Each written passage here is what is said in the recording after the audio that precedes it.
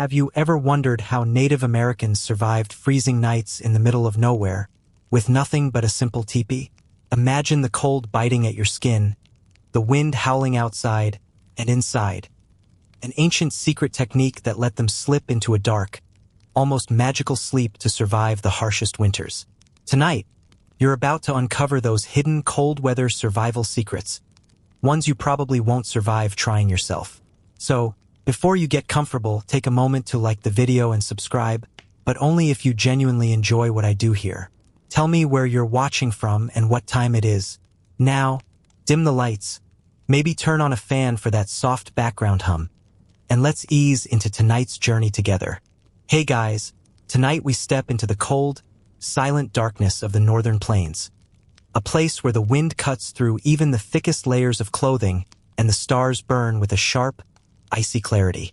You trudge across frozen grasslands, the crunch of snow underfoot the only sound, and feel the chill seep deep into your bones. This is a place where survival is never guaranteed, especially when night falls and the cold seems to swallow everything whole. But for the Native Americans who called these vast prairies home, winter nights were not just endured. They were mastered through an extraordinary blend of ingenious shelter design, ancient rituals, and a curious state of dark sleep that helped them outlast the bitter cold. Before you cozy up, remember, you probably won't survive this kind of cold without their secrets. So, before you get comfortable, take a moment to like the video and subscribe, but only if you genuinely enjoy what I do here. Tell me where you're watching from and what time it is. Now, dim the lights, maybe turn on a fan for that soft background hum, and let's ease into tonight's journey together.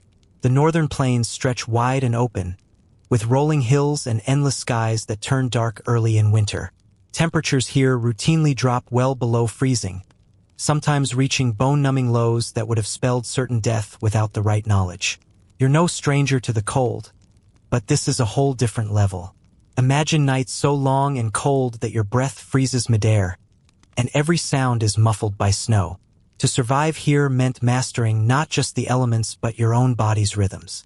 One key to that mastery was the teepee, a conical tent made from wooden poles and animal hides, famously associated with plains tribes like the Lakota, Cheyenne, and Blackfoot. But the teepee was much more than just a simple shelter. Its design was a marvel of natural engineering, allowing it to withstand fierce winds, shed snow quickly, and, most importantly, create a microclimate inside that was far warmer than the bitter air outside. You step inside a well-built teepee, and despite the raging winter storm outside, the air feels almost calm, even cozy. Historians still argue whether the warmth inside the teepee came mostly from the fire's radiant heat, the insulating properties of the hides, or the clever ventilation system that allowed smoke to escape while trapping precious warmth. What's clear is that these people knew their environment intimately, and their survival depended on balancing all these factors perfectly every single night. The cold didn't just threaten their bodies, it challenged their minds and spirits too. Long nights in near darkness tested patience and resilience. Native Americans developed rituals and practices to help them enter a sort of dark, restorative sleep, conserving energy and staying warm in conditions that would make most modern humans shiver awake. This dark sleep wasn't hibernation like bears, but more like a profound, controlled rest, part physical necessity, part cultural adaptation. As you imagine sitting inside the teepee, wrapped in thick buffalo hides, the flickering firelight casting dancing shadows on the canvas walls, you get a sense of a world finely tuned to survival. The air smells faintly of smoke and earth, and somewhere outside, the wind howls against the wooden poles. The night is deep, but inside, the tribe is alive in quiet ways, sharing warmth, stories, and an unspoken trust in the knowledge passed down through generations. You may think modern cold weather gear is unbeatable, but the secrets of these ancient peoples reveal a timeless wisdom. Tonight, we'll unravel the mysteries of dark sleep, explore how the teepee's design turned nature's harshest elements into allies, and learn the surprising science behind fur insulation, fire management, and communal warmth sharing. Along the way, you'll hear quirky legends, little-known facts, and the ongoing debates that keep historians up at night. wondering just how much of these survival skills are cultural genius or instinctive biology. So, get ready to step back in time, into a world where cold was a deadly opponent but never unconquerable. You're about to experience the Northern Plains winter as few have, through the eyes and hearts of those who lived it and learned to thrive in the dark. You step closer to the teepee, its distinctive conical shape standing firm against the wind like a sentinel in the snow-covered plains. At first glance, it might seem like just a simple tent made of poles and animal hides. But the more you study it, the more you realize it's an ingenious piece of engineering, born from centuries of trial, error, and intimate understanding of the environment. The teepee is more than a shelter. It's a climate machine, carefully designed to protect against the biting cold, swirling winds, and heavy snow that define winter in the northern plains. The basic structure is elegant. Long wooden poles arranged in a circle, tied together at the top, then covered with large hides, most often buffalo, stitched together to form a waterproof, windproof cover. The conical shape is crucial because it sheds wind and snow with remarkable efficiency. Unlike a square tent that offers flat surfaces for wind to slam against, the sloping walls of the teepee guide wind upward and around, reducing pressure and preventing collapse. Historians still debate exactly how the teepee's shape and construction evolved. Some suggest it was inspired by observations of natural forms, like the way tree branches and nests resist weather. Others argue that its design was purely functional, perfected through generations of practical experience. Regardless, the result is a structure optimized for the extremes of the northern plains climate. Inside, the teepee's design cleverly manages heat and ventilation in a way that would seem magical to outsiders. At the center lies a fire pit, providing the essential warmth needed to survive a prairie winter night. But unlike modern tents or cabins, the teepee allows smoke to escape through an adjustable smoke hole at the apex, preventing suffocation while maintaining warmth. This balance was a delicate one. Too much ventilation meant cold air rushing in. Too little, and the smoke would fill the space, making breathing difficult and threatening health. The Native Americans developed sophisticated ways to control this airflow. The smoke flaps at the top of the teepee could be adjusted using sticks to open or close the smoke hole, depending on wind direction and the intensity of the fire. This wasn't just practical, it was an art form. Skilled teepees users could read the wind and weather, tweaking the flaps to maximize warmth and comfort. This knowledge was often passed down orally and through demonstration, a sort of weather intuition refined over lifetimes. Animal hides played a dual role, providing both structural protection and insulation. Buffalo hides were prized for their thickness and durability. They were often layered to create walls that blocked wind and trapped heat inside. The hide's natural oils also helped repel moisture, which was crucial in snowy or rainy conditions. Some tribes even treated the hides with special smoking or drying techniques to enhance these properties. Interestingly, the interior of the teepee was arranged with both comfort and practicality in mind. Sleeping areas were lined with softer furs, while the floor might be covered with mats or additional hides. This setup helped insulate against the cold ground and provided a cozy, warm resting place. The warmth from the fire radiated outward, and the enclosed space trapped heat, creating a surprisingly tempered environment despite the freezing temperatures outside. Communal living within the teepee was another critical element in surviving cold winters. It wasn't just a shelter for one or two people. Entire families, sometimes even multiple families, shared a single teepee. This close proximity allowed body heat to be shared and conserved. You can imagine several people huddled together under thick furs, their breaths mingling in the warm air, creating a small pocket of life and warmth amid the vast cold. The communal aspect extended beyond mere physical warmth. Inside the teepee, storytelling, singing, and quiet rituals provided emotional comfort and strengthened social bonds. These activities were not just cultural but practical. They helped maintain morale during the long, dark winters when isolation and cold could wear down even the toughest spirits. A quirky tidbit: some tribes decorated the interior and exterior of their teepees with symbols and paintings meant to invoke protection and good fortune during harsh seasons. These weren't just artistic expressions. They were spiritual shields, believed to help ward off evil spirits and bad weather. Historians still argue whether these decorations had more psychological effects on the tribe's resilience, or if they were tied to actual ritual practices that influenced survival. The teepee's portability was another genius feature.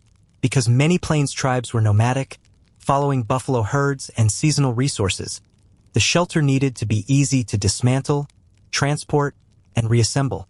The lightweight poles and sewn hides could be packed onto horses or travois and carried across miles of frozen landscape, ready to be set up again at a new campsite. This mobility was key to avoiding the worst winter storms and positioning themselves near food sources. Even with all its practical benefits, living in a teepee during winter was not without challenges. Managing fire safely inside a small, enclosed space required constant vigilance. Keeping the smoke hole properly adjusted was a matter of life or death, and the risk of carbon monoxide poisoning was real. But the tribe's deep understanding of their environment and their shelters allowed them to walk this tightrope between warmth and danger skillfully. Modern camping enthusiasts and survival experts often look to the teepee as an example of sustainable, efficient shelter design. Its principles, using natural materials, maximizing airflow, and creating communal warmth, are echoed in contemporary survival gear and techniques. Yet, for the Native Americans, the teepee was more than survival gear.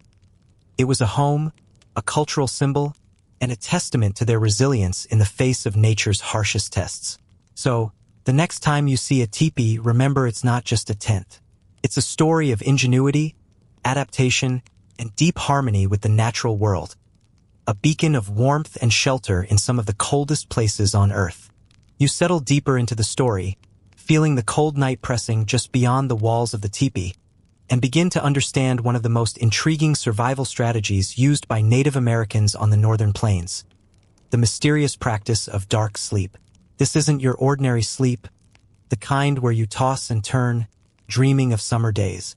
Dark sleep was a deeper, more energy-efficient state, almost like a controlled hibernation, that allowed these people to conserve warmth and survive the longest, coldest nights. As the fire crackled softly in the teepee's center, the people inside would prepare for this unique rest. You wrap yourself in thick buffalo hides, the fur brushing softly against your skin, and feel the warmth radiating from nearby bodies, mingled with the faint, earthy scent of burning wood and smoked hide. Outside, the wind howls, but inside, your breathing slows, your muscles relax, and your senses begin to dull. A survival state honed by generations. Historians still argue whether dark sleep was a physiological adaptation or a culturally learned technique. But what is clear is that it wasn't simple hibernation like bears or other animals. Unlike hibernators, who slow their metabolism dramatically over months, Native Americans remained responsive and awake enough to tend fires and communicate, yet rested deeply enough to reduce their energy needs drastically. This balance was crucial to surviving nights when maintaining normal body heat would have been impossible. Some anthropologists speculate that dark sleep involved a rhythmic pattern of intermittent waking, combined with periods of profound rest that mimicked the metabolic slowdown seen in hibernating animals.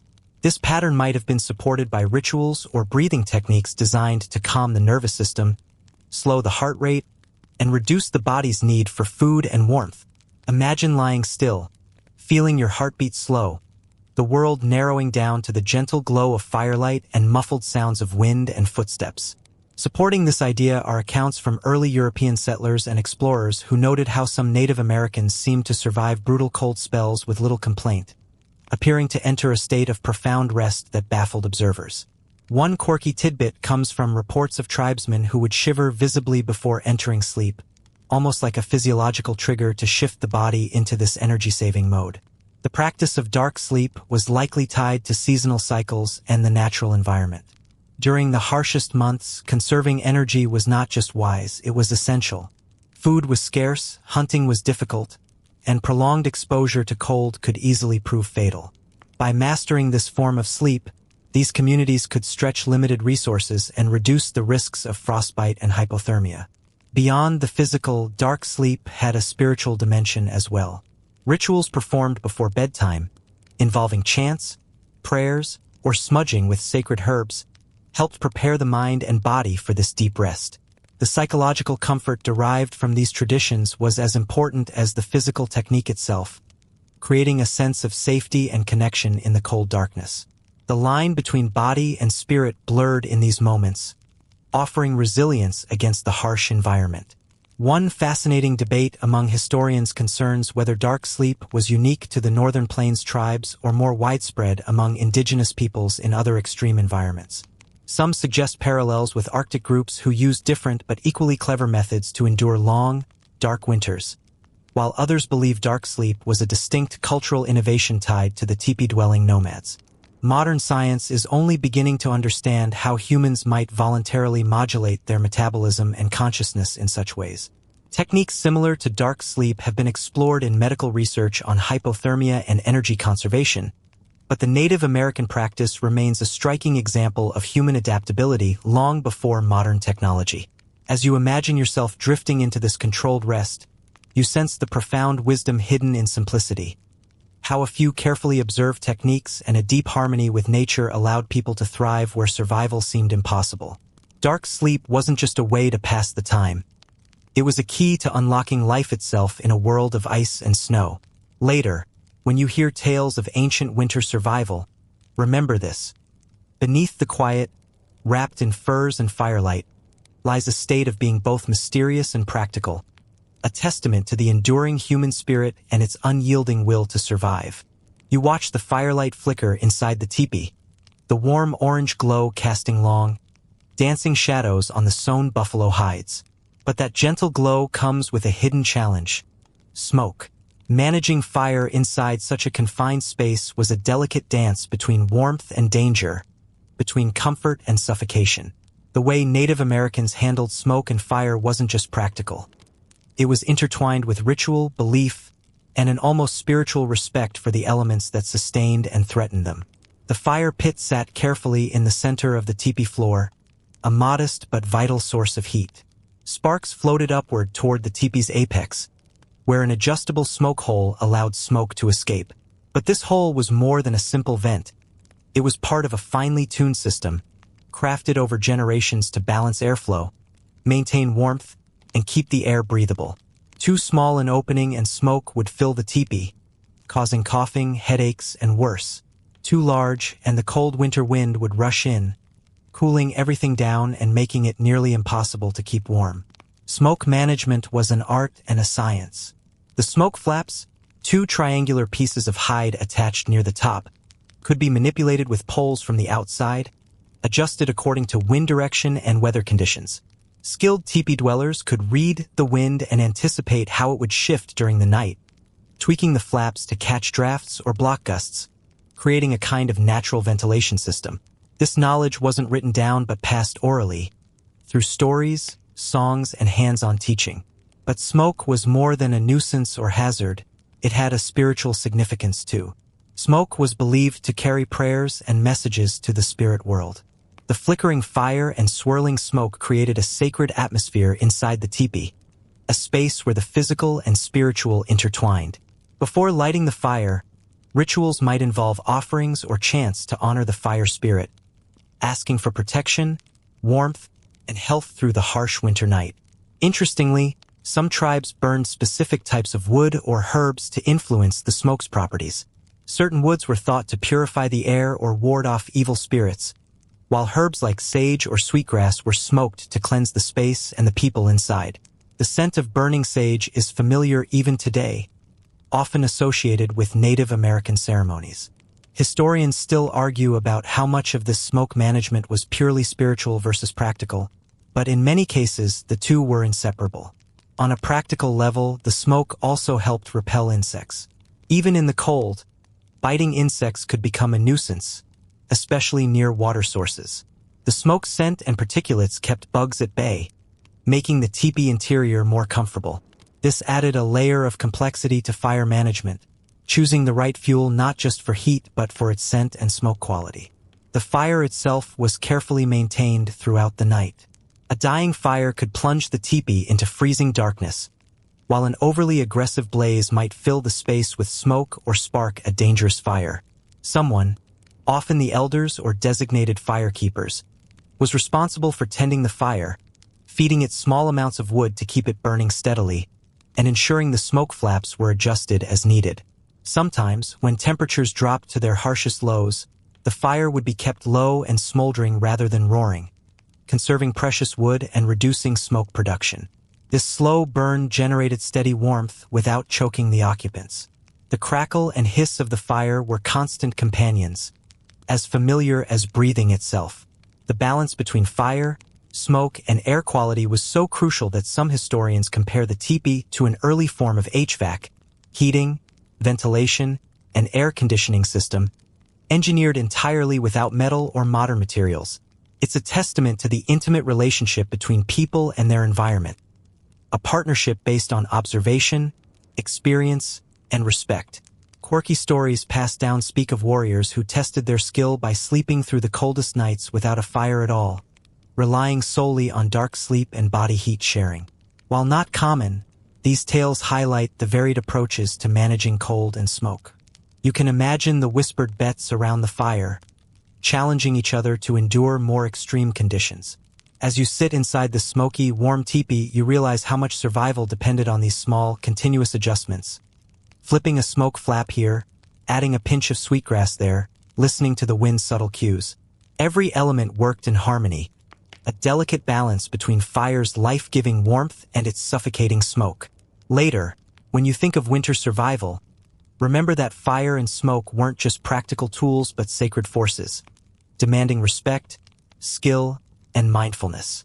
They were the heartbeat of the teepee, a glowing symbol of life in the long, dark nights. Wrapped in the warm glow of the fire, you feel the soft texture of the animal furs beneath you. Buffalo, deer, and sometimes elk, each one carefully selected for its insulating qualities. These furs weren't just blankets or bedding. They were vital tools in the struggle against the northern plains' brutal winter. Their natural properties turned the teepee into a cocoon of warmth, capable of repelling bone-chilling winds and conserving precious body heat during the darkest nights. Buffalo hides were the heavyweight champions of insulation. Thick, dense, and rich with natural oils, they created a durable barrier against wind and moisture. Imagine the rough but flexible texture of a buffalo hide stretched taut over wooden poles, sealing the teepee from the outside cold. When stitched together in overlapping layers, these hides provided exceptional protection. They trapped warm air inside, making the shelter surprisingly temperate, even when the thermometer plunged far below zero. But it wasn't just the exterior walls that mattered. Inside the teepee, layers of softer furs lined the floor and walls, creating a plush, insulating interior that kept the cold from creeping in from the frozen ground. Sleeping on bare earth would have been an invitation to frostbite and discomfort. The furs acted as natural mattresses, absorbing body heat and creating a warm barrier. Historians still debate whether certain tribes used specialized treatments on these hides to enhance their insulating properties. Some accounts describe hides smoked over specific fires or treated with animal fats to increase water resistance and durability. This knowledge, handed down orally and through careful craftsmanship, was crucial for survival, especially during long winters when repairs had to be made in freezing conditions. The science behind these hides is surprisingly advanced. Animal fur traps air between its fibers, creating tiny pockets of warmth. This natural insulation works like a thermal blanket, slowing heat loss from the body. Buffalo fur, in particular, is hollow at the hair shaft, a feature that enhances its insulating power. Deer hides, though thinner, were prized for their softness and flexibility, often used for clothing and bedding inside the teepee. One quirky fact: some tribes would place freshly skinned hides in the snow or near water to stiffen and toughen them before sewing.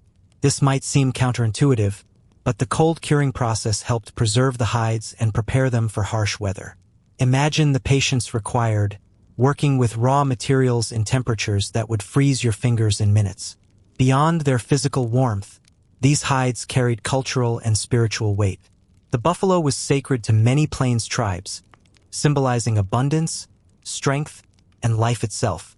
Using every part of the animal, from meat to hide, was a sacred act of respect and gratitude. The hides in the teepee were more than practical objects. They were reminders of this deep relationship with nature.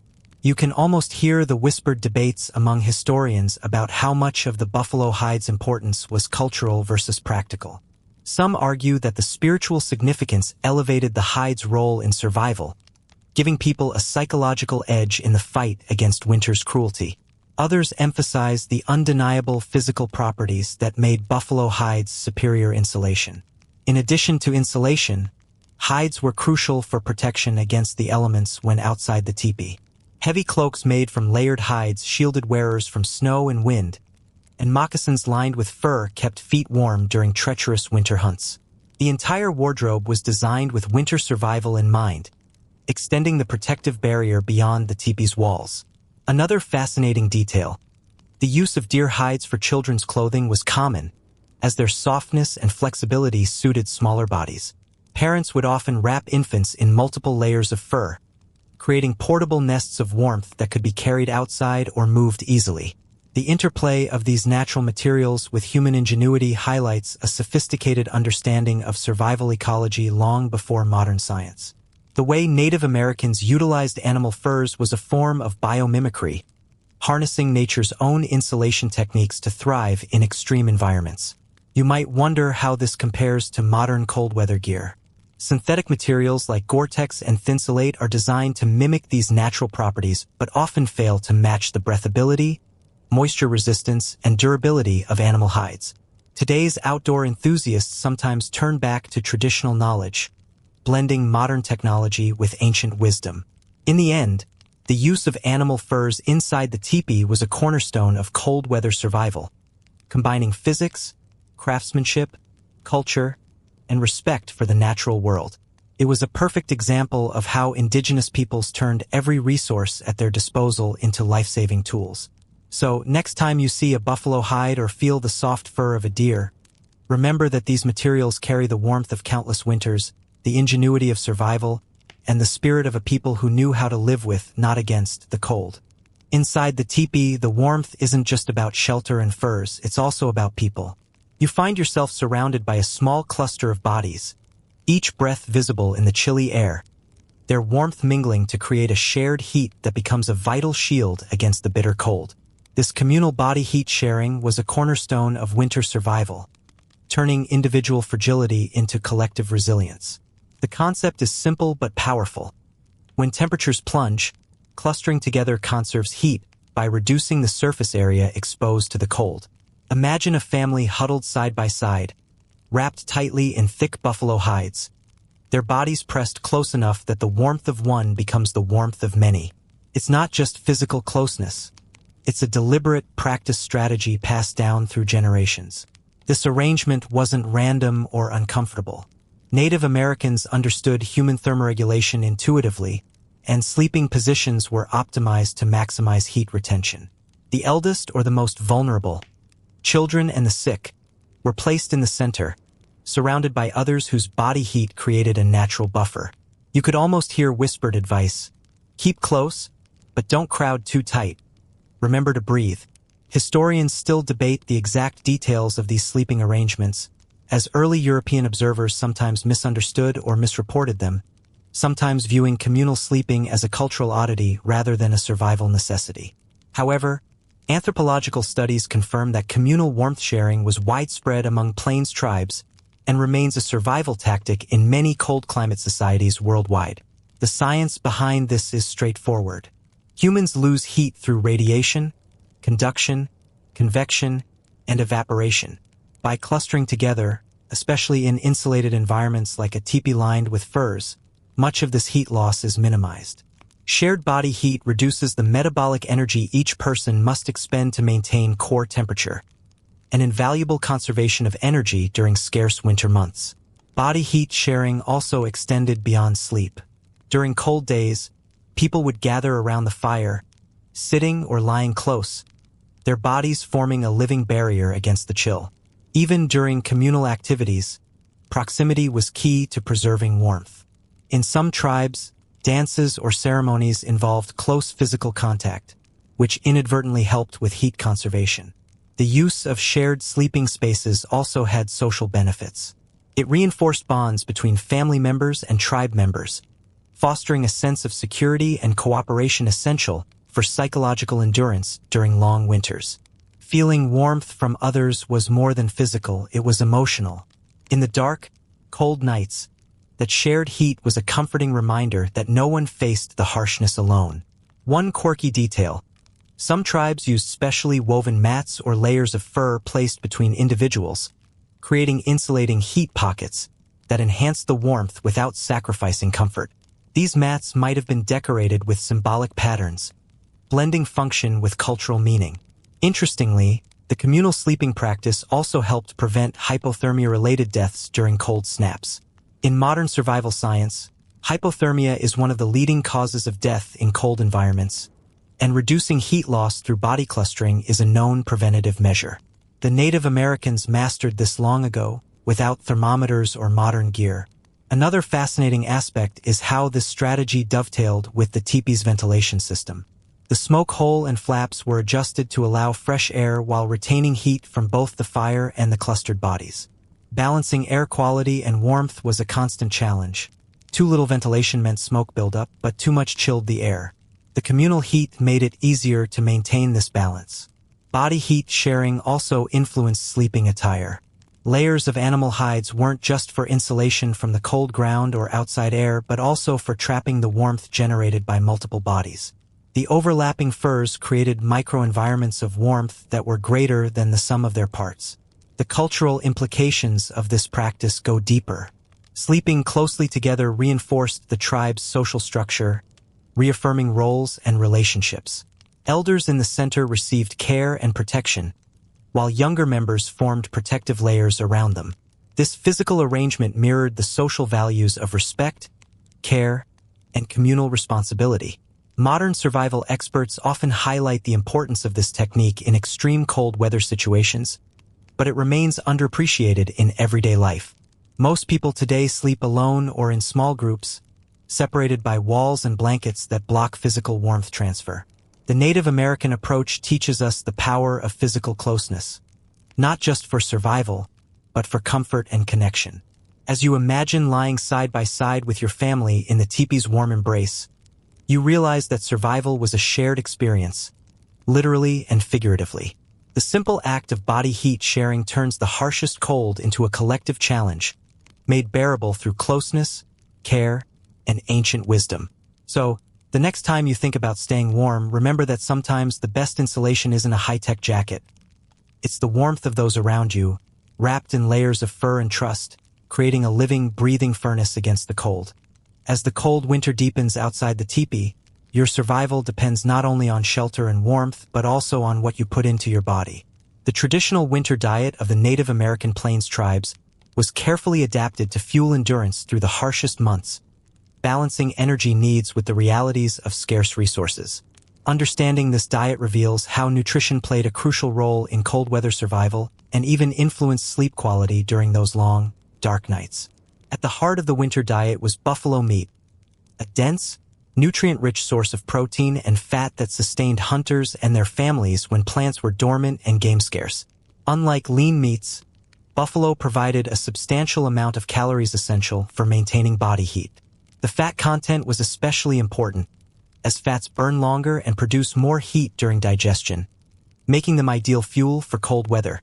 Imagine the hearty smell of dried, smoked buffalo jerky hanging inside the teepee, a ready source of energy when fresh meat wasn't available. Historians still debate whether the winter diet also included significant amounts of stored plant foods such as roots, nuts, and dried berries. Some argue that these foods supplemented the meat-heavy diet, providing vital vitamins and minerals necessary for overall health. Others suggest that during the harshest months, animal products dominated due to availability and caloric density.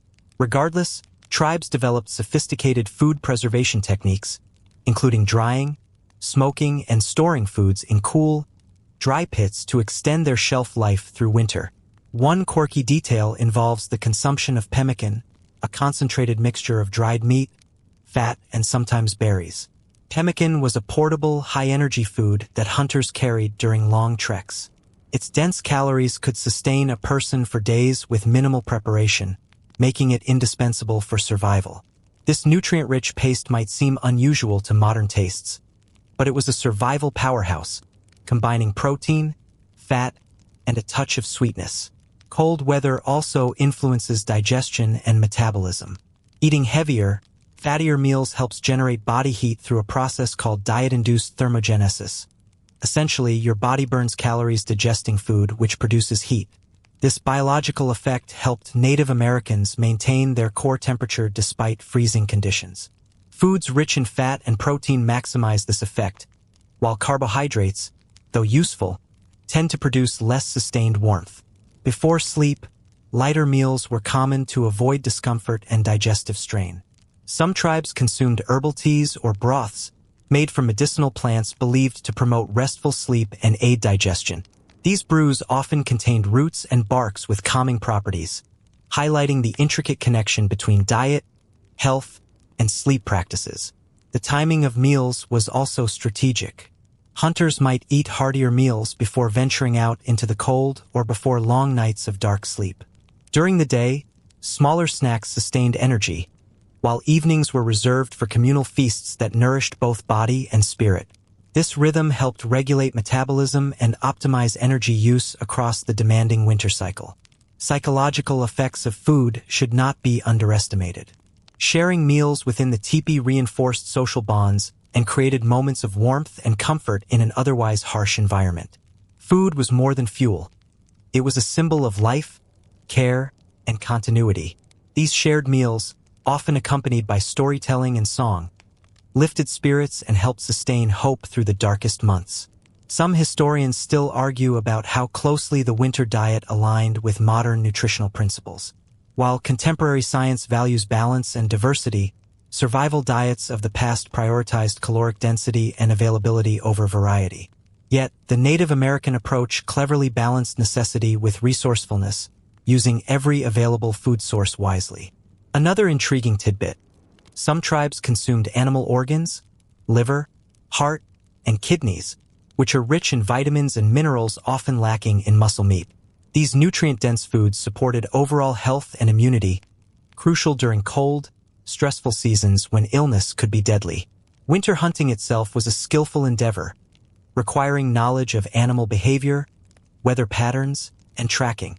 Hunters targeted buffalo herds and other game, often working as coordinated groups to maximize success.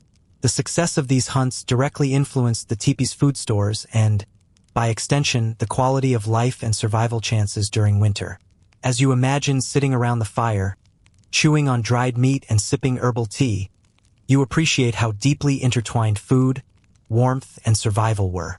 Each bite was a small victory against the cold, a deliberate act of preparation and care. So, next time you think about winter survival, remember that what you eat is as important as where you sleep or how you dress. The Native Americans' cold weather diet was a finely tuned strategy, a blend of nutrition, tradition, and practicality that kept them strong, warm, and ready for whatever winter threw their way. The cold, dark nights outside the teepee stretched endlessly, but inside, survival wasn't just about shelter and warmth. It was also about spirit. Spiritual beliefs played a profound role in helping Native Americans endure the brutal winter months, providing psychological strength and a sense of connection that kept despair at bay. These rituals and beliefs were not just cultural expressions but essential components of cold weather survival. Imagine sitting quietly in the teepee's warm glow, surrounded by the soft murmur of prayers, chants, and the rhythmic sound of drums. These spiritual practices helped transform the harshness of winter into a time of reflection, renewal, and communal bonding. For many Plains tribes, the cold season was imbued with deep symbolic meaning, a time when the veil between the physical world and the spirit world was thin, and protection from supernatural forces was sought earnestly. One common belief was that winter was a time of trial, a sacred period during which individuals and the tribe as a whole were tested and purified. Enduring the cold wasn't just about physical survival, it was a rite of passage, a spiritual journey. This mindset provided resilience, turning the bitter cold into a meaningful challenge rather than a mere hardship.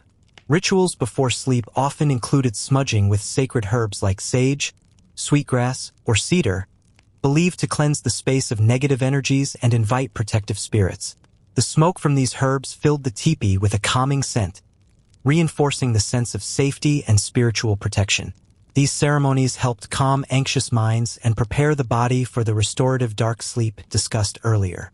Many tribes believed that animals like the buffalo, wolf, or eagle carried special powers that could be invoked for strength and survival. Totem animals were thought to watch over individuals and the tribe, providing guidance and protection during the difficult winter months. This connection to animal spirits was reflected in the decorations painted on teepees and clothing, serving as visual prayers and affirmations of resilience. Historians still debate the extent to which these spiritual beliefs directly influenced survival outcomes. Some argue that the rituals primarily served psychological purposes, boosting morale and cohesion, which are critical in harsh environments. Others suggest a more literal interpretation, viewing these practices as a form of early environmental adaptation that incorporated natural cycles and animal behaviors into human survival strategies. One fascinating tradition involved storytelling, where elders recounted legends of heroes who conquered winter's challenges or spirits who controlled the seasons. These stories were not just entertainment but educational tools, passing down wisdom about respecting nature and maintaining harmony with the environment. They also fostered hope and perseverance during long, dark nights. The communal nature of these rituals reinforced social bonds, reminding everyone that they were part of a larger whole. This sense of belonging was crucial during winter when isolation and despair could easily take hold. Together, they faced the cold not as isolated individuals, but as members of a living, breathing community sustained by shared beliefs and practices. A quirky tidbit: some tribes believed that certain dreams during the winter held prophetic power or warnings from the spirit world. Dream interpretation became part of the spiritual practice, guiding decisions about hunting, migration, or community matters. This blurred the line between the physical and spiritual, reinforcing the holistic worldview of the tribe. Spiritually, winter was also a time for fasting and purification, cleansing the body and mind in preparation for the rebirth of spring. These practices echoed natural cycles, linking human life to the rhythms of the earth and seasons. Such alignment with nature fostered resilience and adaptability, key traits for surviving in such a demanding environment. As you imagine these spiritual practices unfolding around you, it becomes clear that survival was more than physical endurance.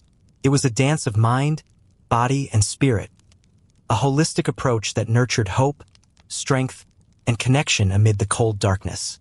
So, the next time you think about winter survival, remember the invisible forces that helped keep these people alive: faith, ritual, and the enduring power of spirit.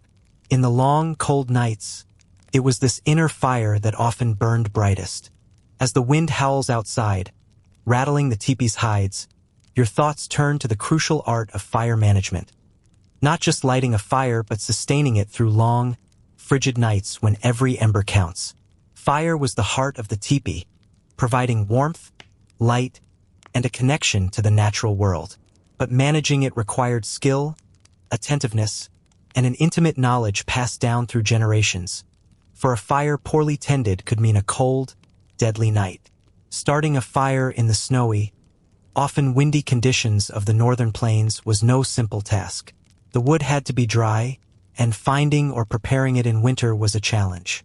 Tribes would gather and store wood during warmer months, carefully selecting branches from trees like cottonwood or juniper, prized for their slow-burning qualities and pleasant scent.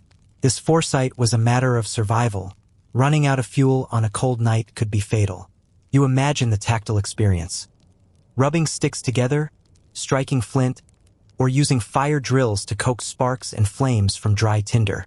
This knowledge was a vital skill for every tribe member, not just the elders or specialists. The ability to light and sustain fire was as important as knowing how to hunt or build shelter. Historians still argue about the specific tools and techniques used by different tribes, as regional variations existed.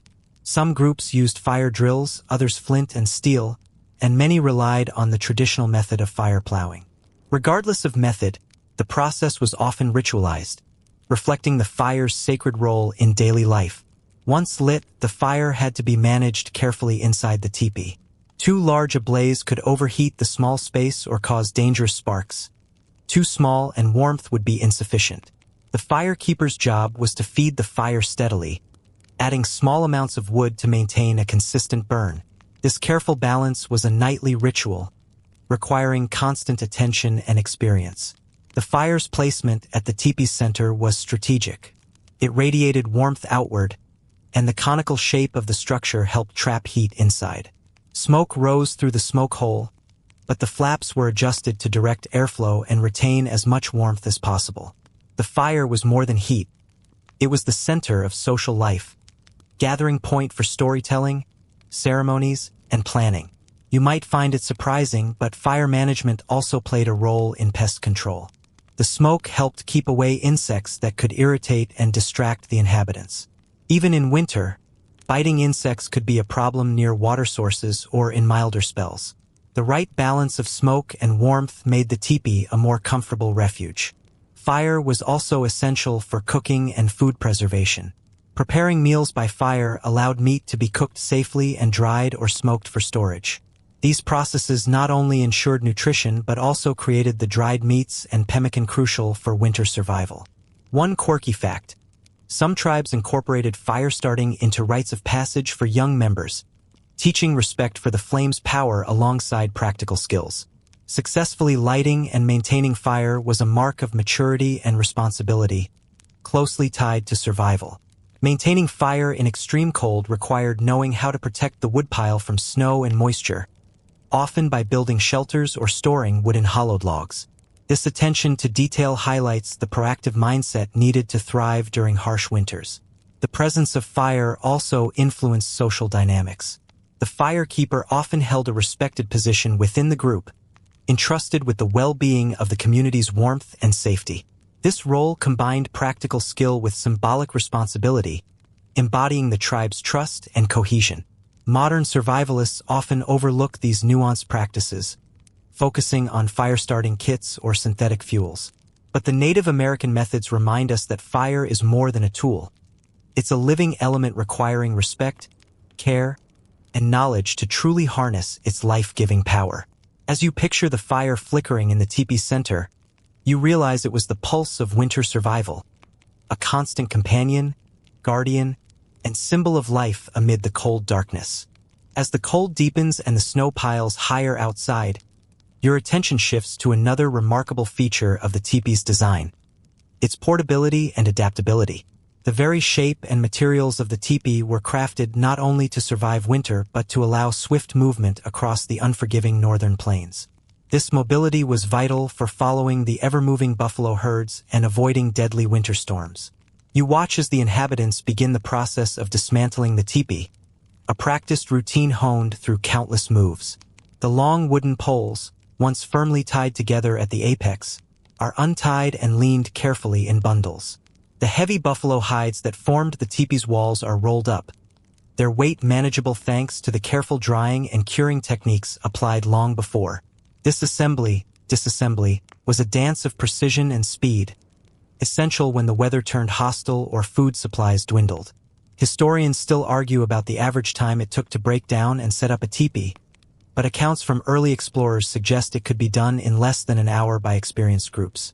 This rapid mobility allowed tribes to respond quickly to changing conditions, avoiding storms, following buffalo migrations, and seeking more sheltered campsites. The design of the tipi was perfect for this nomadic lifestyle. The conical shape and limited material meant that everything could be packed tightly onto travois, sleds pulled by horses, or even carried by individuals during times when horses were unavailable. This lightweight yet durable shelter was a marvel of engineering, balancing protection with practicality. The portability also meant that the tipi was a symbol of freedom and survival. Unlike permanent structures that tied people to a single location, the tipi enabled a way of life deeply connected to the land and its rhythms.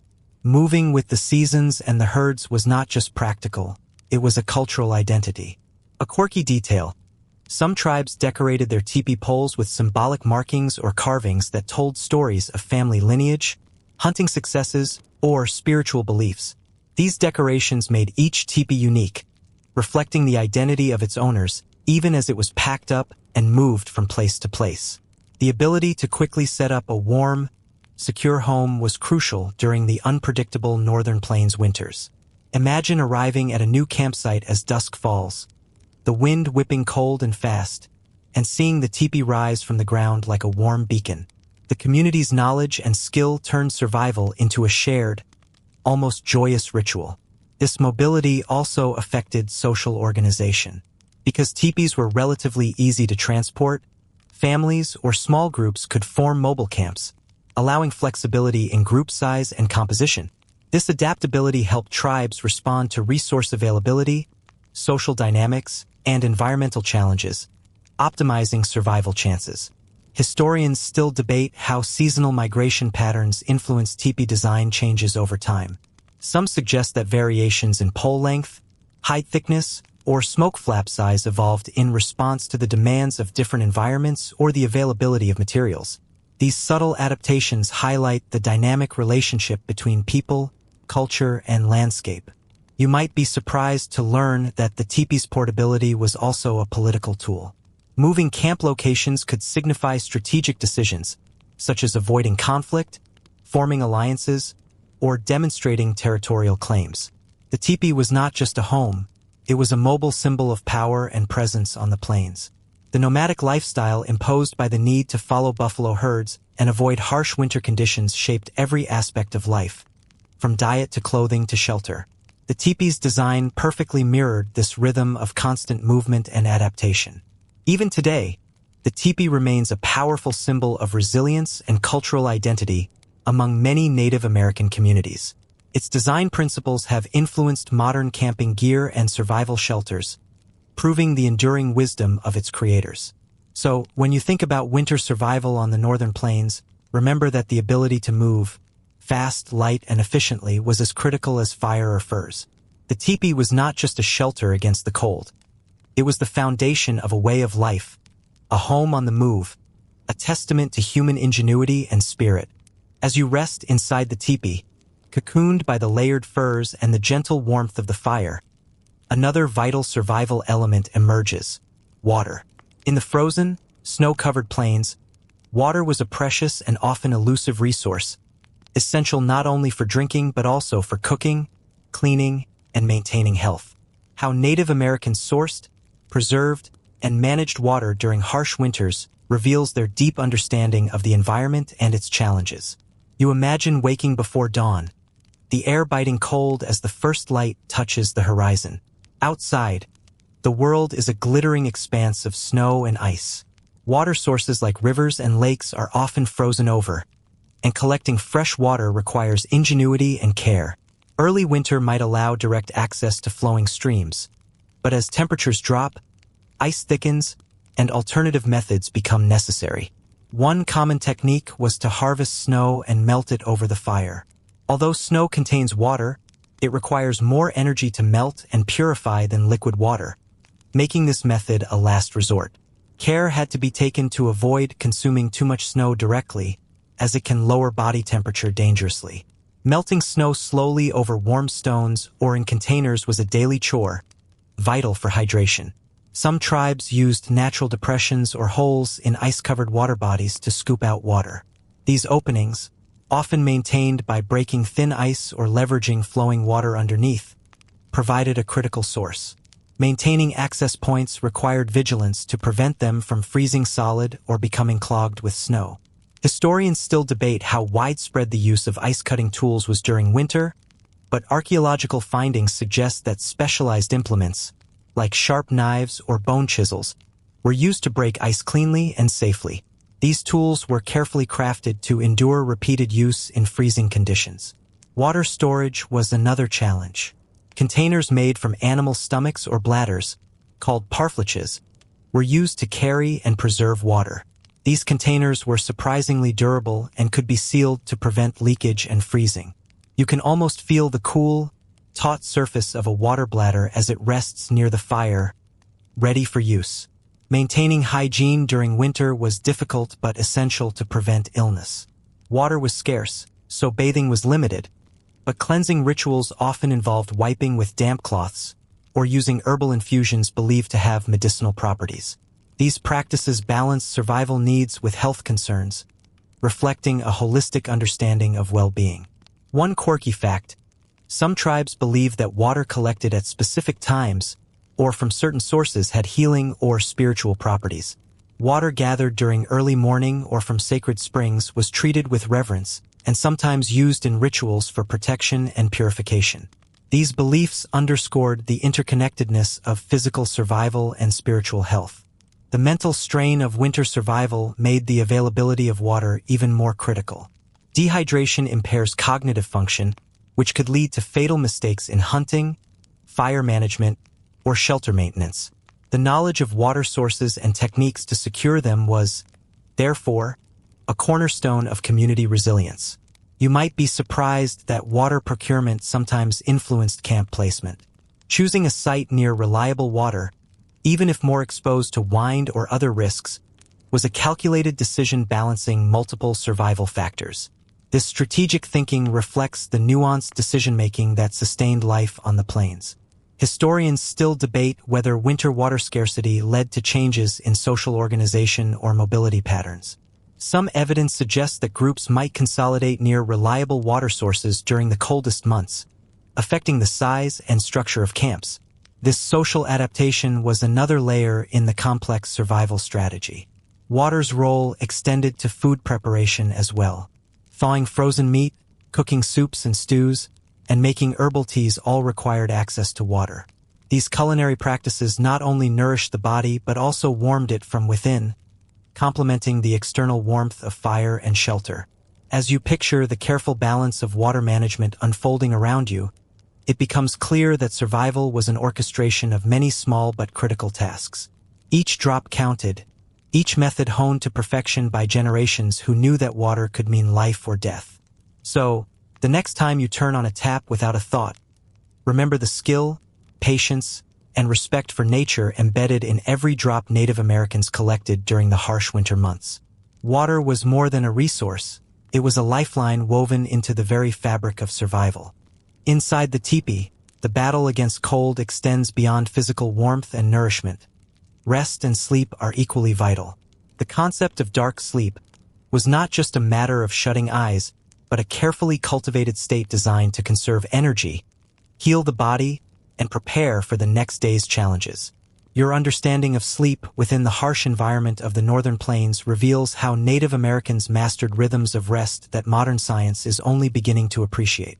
You find yourself lying on thick layers of fur, cocooned in warmth, the soft crackle of the fire your constant companion. In this stillness, the body enters a deep, restorative sleep phase, what we now call slow-wave sleep, essential for physical recovery and immune function. But this dark sleep was deeply influenced by environmental factors, cultural practices, and the unique demands of survival in cold climates. Historians still debate the exact nature of indigenous sleep patterns, as early Western observers often misunderstood or dismissed these rhythms. Some suggest that segmented sleep, periods of deep rest interrupted by waking, was common, aligning with natural light cycles and nighttime tasks like fire tending. Others believe that long, uninterrupted dark sleep was the goal, facilitated by the teepee's design and social habits. One practical challenge was maintaining warmth throughout the night without disturbing sleep. The clustered body heat, furs, and steady fire created a microclimate that allowed for sustained sleep in freezing temperatures. This wasn't accidental but a result of generations of trial and error, optimizing every detail from bedding to ventilation. Cultural practices also influenced sleep. Rituals before bed, such as smudging the teepee with sacred herbs or telling calming stories, helped ease the transition from wakefulness to sleep. These rituals reinforced safety and peace, crucial for entering deep rest amid the uncertainties of winter. The darkness inside the teepee was another factor. Without modern lighting, the absence of artificial light allowed natural melatonin cycles to flourish, promoting healthier sleep patterns. This contrasts sharply with today's screens and artificial lights, which often disrupt our circadian rhythms. A quirky fact: some tribes believe that dreams during the dark sleep held messages from the spirit world, guiding future actions or providing warnings.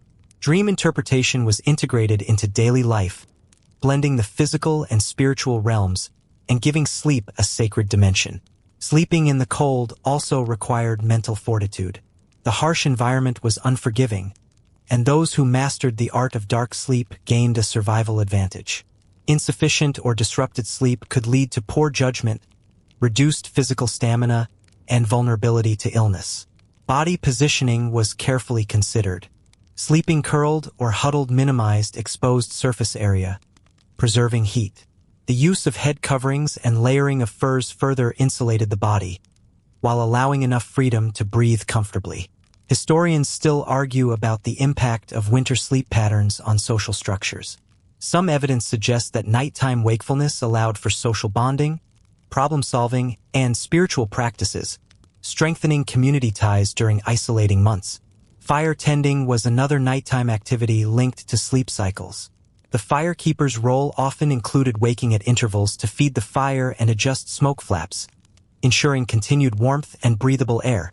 This responsibility underscored the balance between rest and vigilance crucial for survival. The science of sleep today confirms many of these traditional practices. Slow-wave sleep, REM cycles, and circadian rhythms all benefit from darkness, warmth, and a sense of security, elements naturally provided by the Tipi environment. You can almost feel the slow descent into restfulness as the night deepens, the body surrendering to the enveloping warmth, and the mind drifting between dreams and reality. This dark sleep was more than rest. It was a lifeline, a vital process that recharged the physical and spiritual self. So, the next time you struggle to fall asleep in cold or discomfort, remember the ancient wisdom of dark sleep, how environment, community, and ritual combine to create a sanctuary for the body and soul amid winter's harsh grip. Winter on the northern plains wasn't just a test of endurance. It was also a time of storytelling, songs, and oral traditions that kept the spirit alive when the world outside was cold and dark. As you sit close to the fire inside the teepee, the crackling flames become the stage for voices weaving tales of ancestors, legends, and lessons. Stories that warmed the heart as much as the fire warmed the body. Oral storytelling was a cornerstone of cultural survival. These narratives passed down knowledge, history, values, and survival strategies from generation to generation. In a time when written language was rare or absent, stories were the living library of the tribe. They held practical advice, how to track buffalo, identify edible plants, or predict weather patterns, wrapped in engaging tales that captured attention and memory. Historians still debate the degree to which storytelling influenced social cohesion versus practical survival. Some argue it was primarily a means of cultural preservation, while others emphasize its role in teaching crucial survival skills and reinforcing communal bonds essential for facing winter's challenges together. The stories often featured animals, not just as characters but as teachers and guides. The cunning coyote, the wise eagle, and the powerful buffalo appeared in many tales, symbolizing traits like intelligence, vision, and strength. These animal figures provided moral lessons, survival tips, and spiritual guidance, intertwining the natural and supernatural worlds. You might find it surprising how these stories sometimes contained coded information about survival. A seemingly simple tale about a trickster might actually warn against trusting certain behaviors or highlight the importance of caution in hunting. These layered meanings made stories rich and vital for passing on wisdom without revealing secrets to outsiders. Songs and chants accompanied storytelling, adding rhythm and emotion. The sound of drums and rattles blended with voices to create an immersive experience that engaged listeners fully. Singing wasn't just entertainment.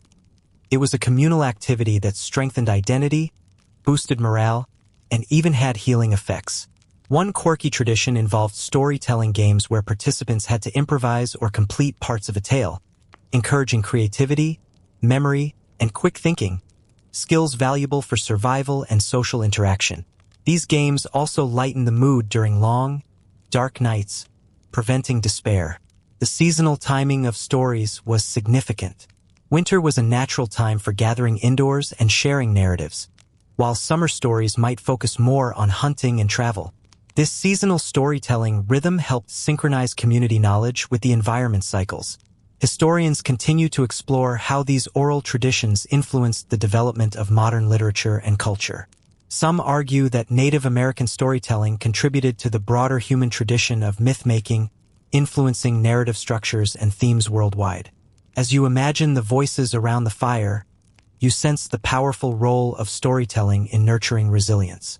In the cold silence of winter, stories became a form of warmth, a way to hold the past, present, and future together in a shared human experience. These tales also reinforced respect for the land and its creatures, fostering a mindset of balance and stewardship. This ecological wisdom was embedded in narratives that taught not just how to survive but how to live in harmony with the world. So, the next time you cozy up by a fire or listen to a story, remember its deep roots in survival and community. For the Native Americans enduring winter's grip, storytelling was not just a pastime. It was a lifeline, a source of knowledge, comfort, and hope. As winter tightens its grip on the plains, your focus shifts to clothing, the essential armor against biting cold and relentless wind. Native American tribes mastered the art of dressing not only to survive but to thrive in these conditions, creating garments from available natural materials that combined practicality, warmth, and cultural expression. Understanding this clothing reveals another layer of ingenuity in cold weather survival. The primary material was animal hide, especially buffalo and deer, chosen for its insulating properties and durability. Buffalo hides were prized for their thickness and ability to retain heat, making them ideal for outer garments, while softer deerskin was often used for layers underneath.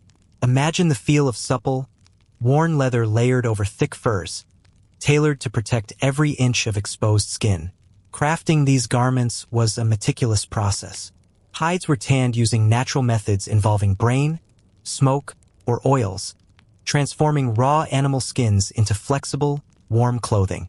The tanning process also made hides water-resistant, an important feature when facing snow and sleet. This traditional knowledge was often a closely guarded secret, passed down through generations of skilled artisans. Historians still argue about the extent to which different tribes used layering techniques versus single thick garments. Some evidence points to complex layering systems that trapped warm air between layers, much like modern thermal wear, while other accounts describe thick, heavy robes worn alone. This variation likely depended on regional climate and available resources. One quirky fact: some tribes adorned their clothing with porcupine quills, beads, or painted patterns that held symbolic meaning. These decorations weren't just for beauty.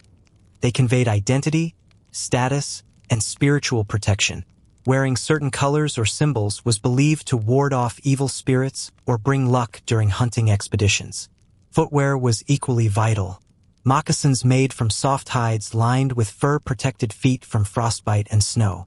Some moccasins were designed with extra soles or waterproofing to traverse frozen rivers or deep snow. The flexibility of these shoes allowed for quiet movement, crucial for hunting and avoiding predators. Headgear played a protective role as well. Fur hats and hoods lined with soft pelts shielded the head and ears from extreme cold. In some tribes, specially crafted headbands or caps were worn inside the teepee to retain warmth during sleep, ensuring that heat wasn't lost from the body's most vulnerable points. Layering extended to blankets and robes. Thick, woven blankets made from buffalo wool or deer hair were draped over shoulders or used as bedding.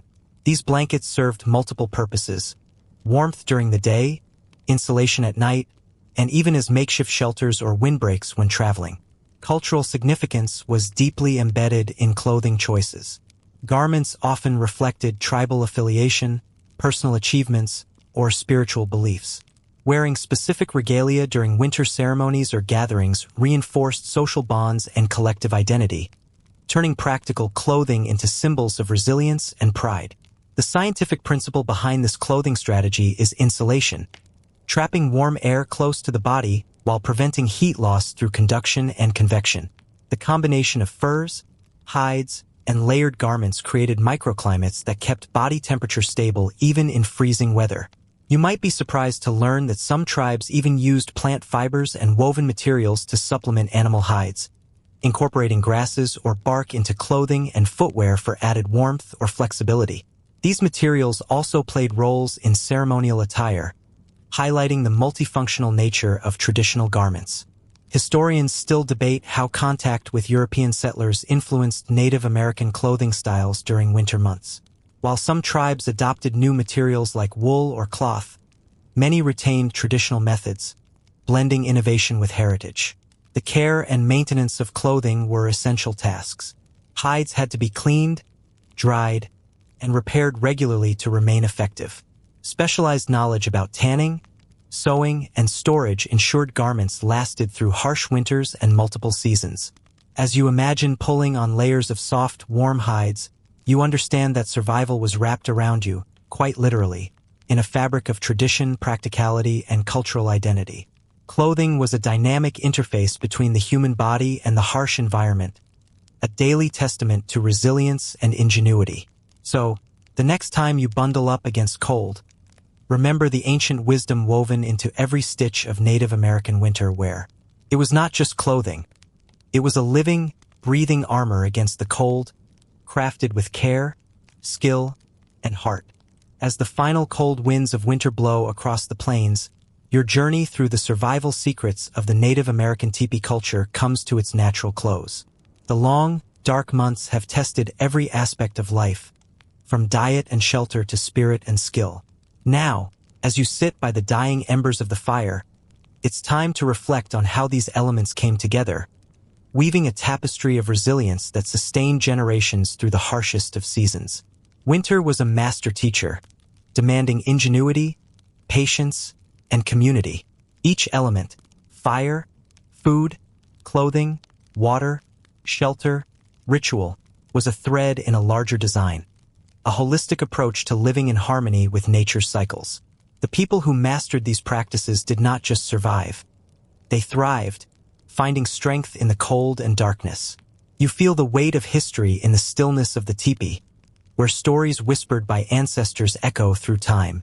These stories, rituals, and shared knowledge were more than survival tools. They were the foundation of identity, belonging, and hope. The dark sleep that you once imagined now feels like a sacred pause, a time to recharge body and soul for the return of spring. Historians still debate many aspects of this winter life, the exact methods, timings, and beliefs, but the overall picture is clear. Survival depended on a deep, respectful relationship with the land, animals, and each other. This relationship fostered adaptability and resilience, qualities that remain relevant today. A quirky but endearing tradition was the use of winter teepees decorated with personal or spiritual symbols, transforming practical shelters into expressions of art and faith. These designs created a comforting environment that uplifted spirits during the darkest times, blending function with beauty. The communal aspect of winter life cannot be overstated. Whether tending fire, sharing food, telling stories, or performing rituals, the collective effort ensured that no one faced winter alone.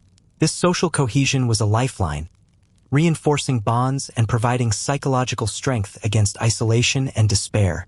In the cold stillness, you understand the profound wisdom of slowing down, of pacing life according to natural rhythms, of conserving energy, and of embracing rest as essential.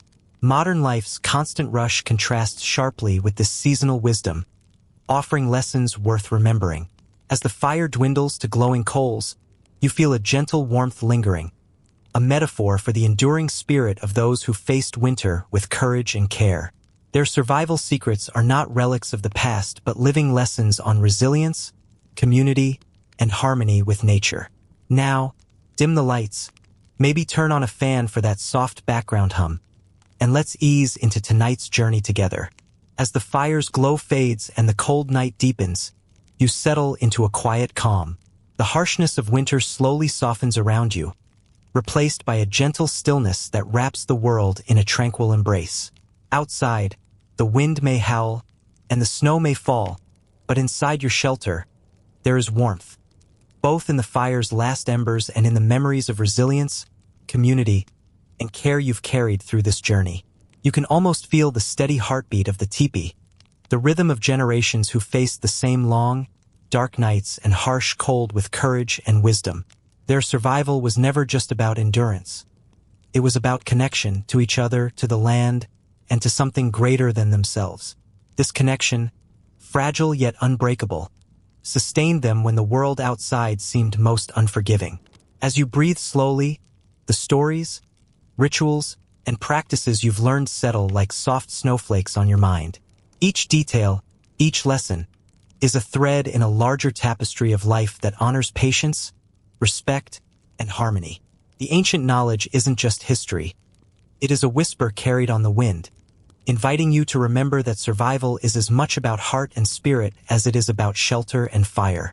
Let your thoughts drift gently, like the snowflakes outside, fading into the quiet night. Feel the comfort of warmth, the peace of shared stories, and the calm of deep, restorative rest. The cold is still there, but it no longer feels threatening. It is part of the rhythm of life, a reminder of the cycles we all move through. Now, as your eyelids grow heavy, carry this quiet strength with you. Let the night's dark embrace soothe you, and may your dreams be filled with warmth, courage, and the enduring light of the Tipi's fire.